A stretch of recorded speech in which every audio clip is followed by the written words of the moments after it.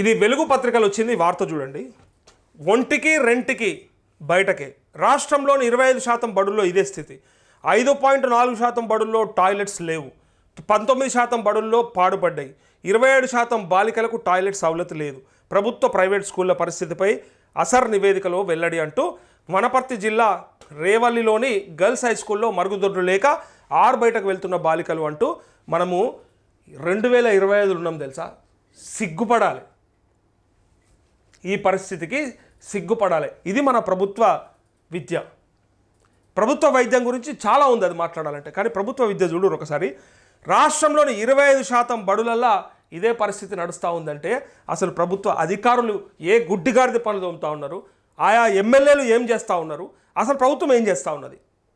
గత ప్రభుత్వం తప్పిదాలైతే మరి మీరేం చేస్తూ ఉన్నారు? గత ప్రభుత్వం బీకింది ఏందో సరే మాట్లాడదు, కానీ మీరు చేసింది ఏంది? ఇలా మీరు చేస్తున్నది ఏంది?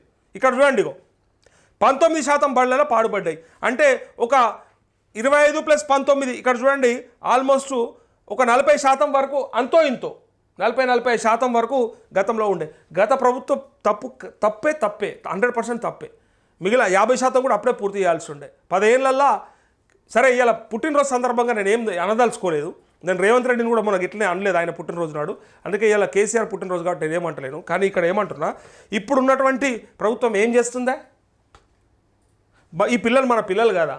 మన భవిష్యత్తు కాదా? వాళ్ళు చెప్పుకోరా పెద్దగైనాక? అప్పటి సన్నాసులకు సోయి లేదు. మేము ప్రభుత్వ బడికి పోతే బాత్రూమ్ పోవాలంటే బయట చెట్లకు పోతుంటే, గోడల సందులకు పోతుంటే, అటు పోతుంటే, ఇటు పోతుంటే, అడవులకు పోతుంటామని చెప్పి వాళ్ళు అనుకోవాలి. వాళ్ళు చెప్పాలి భవిష్యత్ పిల్లలకి, భవిష్యత్ తరాలకి. ఇంత దరిద్రమా, ఇంత దౌర్భాగ్యమా? మనం గివి అరేంజ్ చేయలేమా? గివి కూడా మాట్లాడలేరు. గివి మాట్లాడాలా? ఇది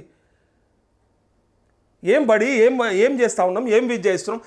విద్య ఆల్రెడీ దాన్ని ఏమంటారు, దౌర్భాగ్యం అది. అందులో చెప్పే టీచర్ల పిల్లలు కూడా అందులో చదవరు మళ్ళీ.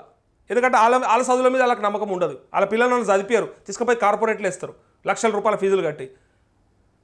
అంటే వాళ్ళకు ఏముండదు నిబంధన, అసలు వాళ్ళకి కట్టడి పెట్టాలి. లెక్కకైతే మీ పిల్లల్ని చదివిస్తారే నువ్వు టీచర్ జాబ్ చేయాలి, లేకపోతే లేదని చెప్పాలి.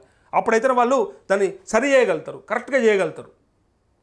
తల్లిదండ్రులు వాళ్ళ పిల్లలను చదివించి వాళ్ళ టీచర్లుగా ఉంటేనే చక్కగా అవుతుంది అబ్బడి, లేకపోతే కాదు. అది కానంత వరకు ఎన్నటికి కాదు. ఇది పక్కా చెప్తా ఉన్నా నేను.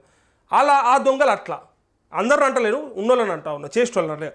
పైగా ఇంకా కొంతమంది ఇక దీన్ని పట్టించుకునే పరిస్థితి లేదు. ఇక్కడ చూడండి, కనీసం మినిమం సవలత ఏం అడిగిరాదు, ఏముంటుంది వాళ్ళకి? ప్రభుత్వ బడి ఇంత దుస్థిత, ఇంత దౌర్భాగ్యమా? 20% బళ్ళలో అదే పరిస్థితి అడిగాల.